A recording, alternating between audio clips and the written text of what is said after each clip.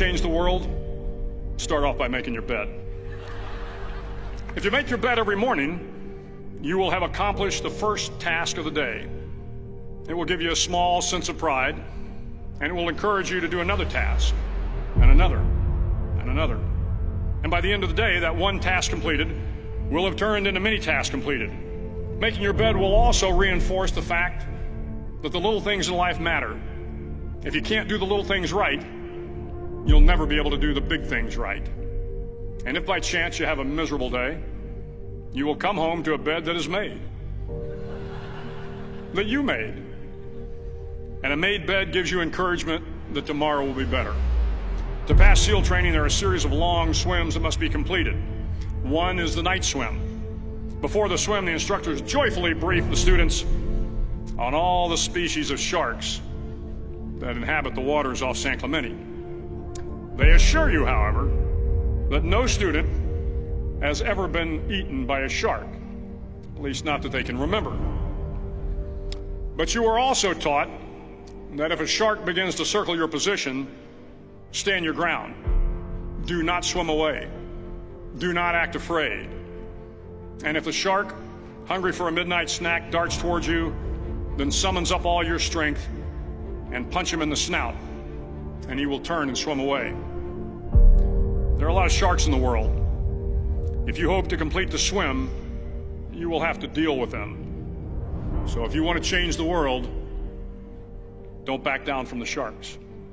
Over a few weeks of difficult training, my SEAL class, which started with 150 men, was down to just 42. There were now 6 boat crews of 7 men each. I was in the boat with the tall guys, but the best boat crew we had was made up of the little guys, the Munchkin crew, we called them. No one was over 5'5".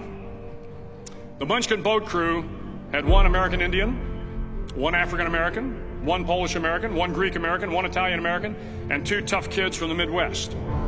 They out-paddled, outran, and outswam all the other boat crews.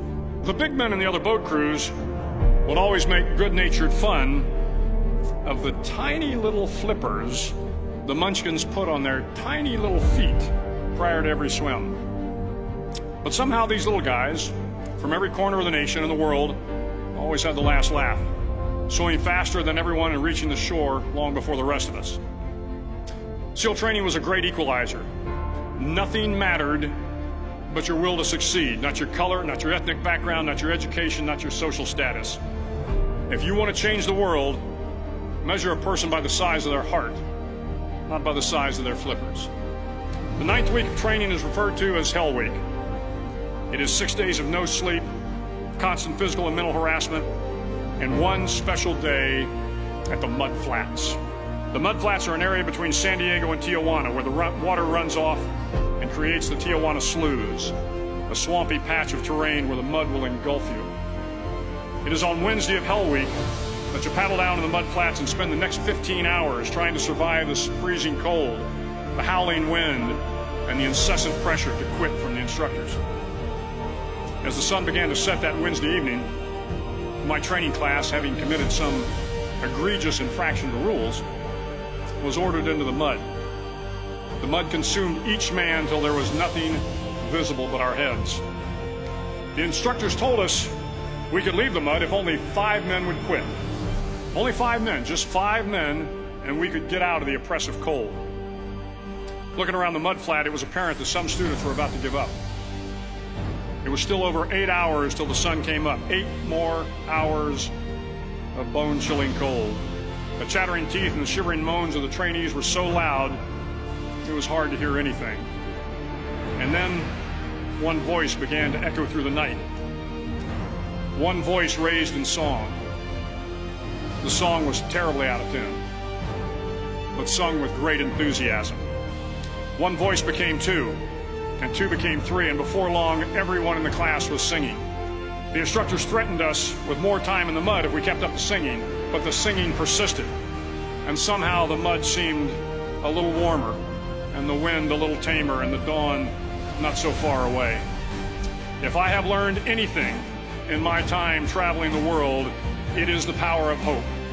The power of one person, a Washington, a Lincoln, King, Mandela, and even a young girl from Pakistan, Malala. One person can change the world by giving people hope. So if you want to change the world, start each day with a task completed. Find someone to help you through life. Respect everyone.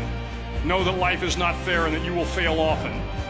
But if you take some risks, step up when the times are the toughest, face down the bullies, lift up the downtrodden, and never ever give up. If you do these things, the next generation and the generations that follow will live in a world far better than the one we have today. And what started here will indeed have changed the world for the better.